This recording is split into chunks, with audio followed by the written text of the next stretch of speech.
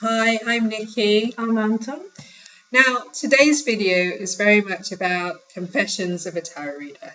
Now, We're confessing. we are confessing, that's a bit worrying. But we've taught lots of people and we've mentored people. And Anton, for instance, she's not looking. She's doing the. No, I was going to say that is actually organizer of the largest tarot group in the UK, and she's just looking away like I'm bigging you up. I'm sorry, but there was a hole in my shirt. Yeah, I deal with it. Anyway, I just wanted to say, yeah, I'm giving you props. Deal with it. So there are things that you teach people not to do when they're learning tarot. Of course. However, as tarot readers who have had way too much experience, we're not going to tell you the years.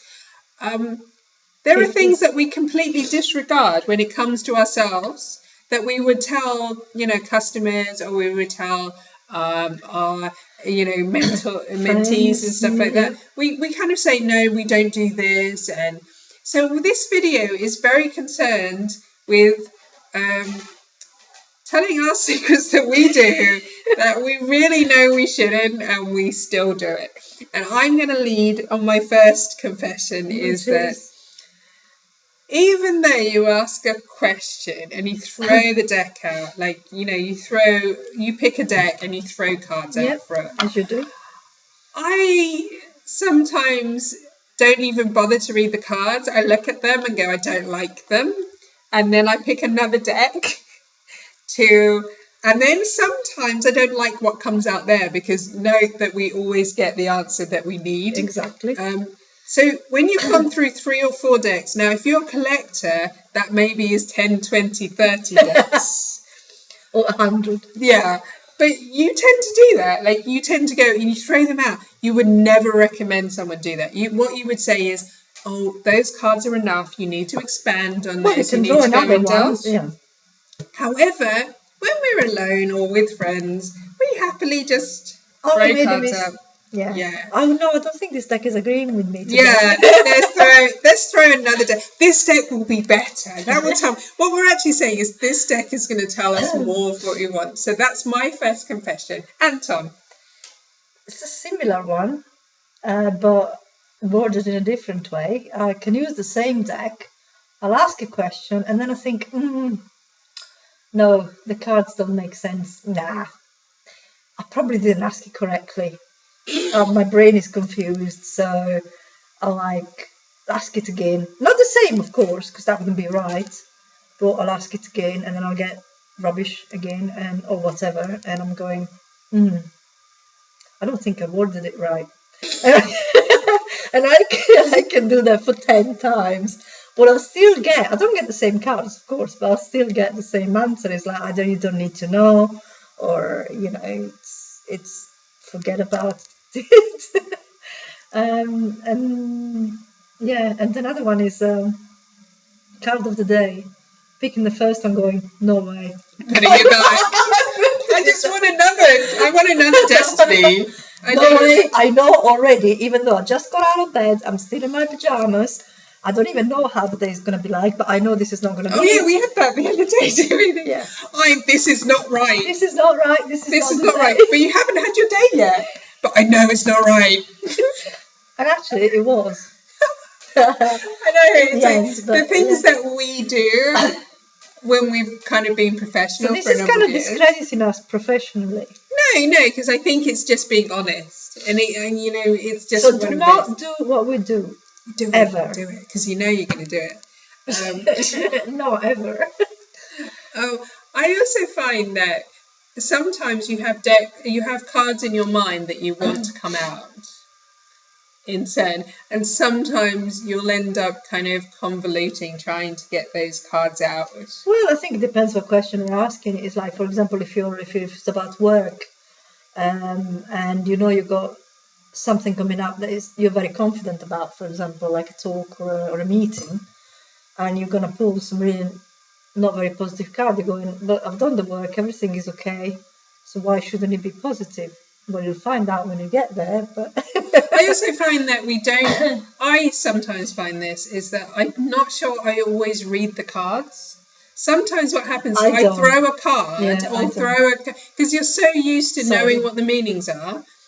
You throw them and you just kind of random. You don't even go in depth. You just know I might not It's a like that story. word. But you see Yeah. the story in the cards because the cards are symbols. Yeah, but you don't often, like sometimes in your dailies or when you're throwing cards, you might just throw it and go, I don't like the look of it. You don't delve into it, or you look at it and you don't really interpret it. Whereas most times when you're starting, you always recommend to journal. Sometimes the cards do not make sense though, or sometimes it can be subconscious as well. Because if you think about it, like if you got, like I said, if you got a day lined up that is all positive, everything is organized. Yes, of course, there's always hiccups and stuff.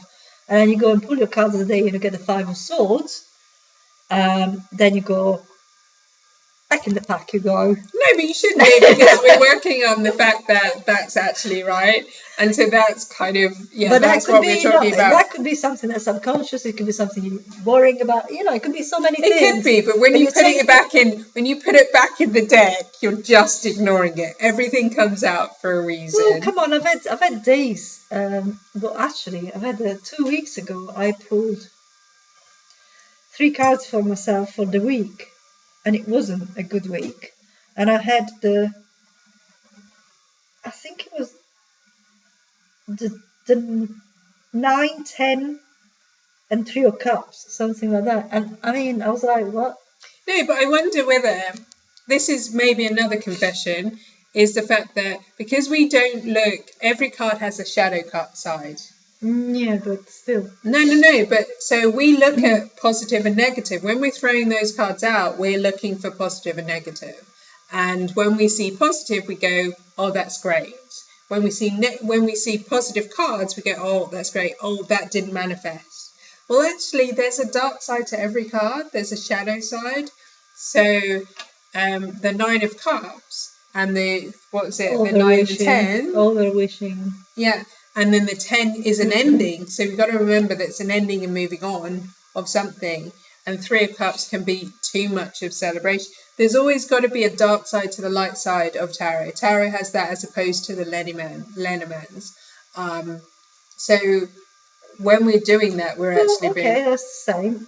You go to Lenormand then. The other day when we were talking about the dailies, when they didn't make any sense. Was that when you said they don't make sense because I'm not doing that today?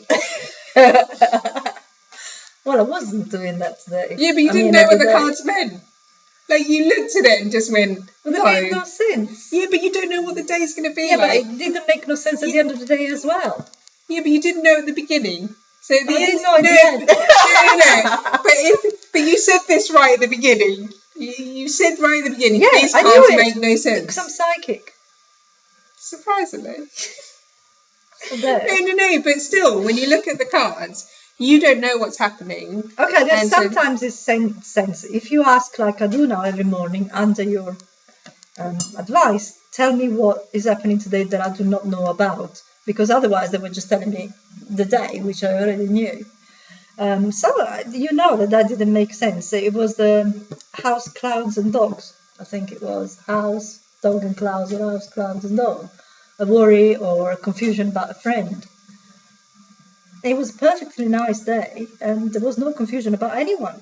No, but then I always look at the cards being right. Our interpretation of them differs. So my cards today make total sense, and so they did yesterday and for the last few days. But if you look at them in retrospect, then and we have to look at all of those permutations of it. So the house can be just feeling at home.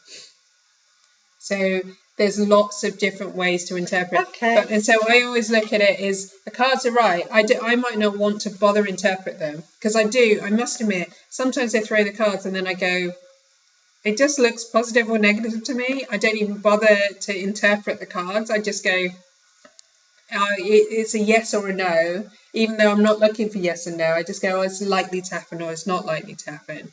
And then I just go, okay. I realise I haven't actually gone into the cards. I've just looked at them and kind of gone, okay, well, we've got loads of positive cups or I've got loads of positive swords.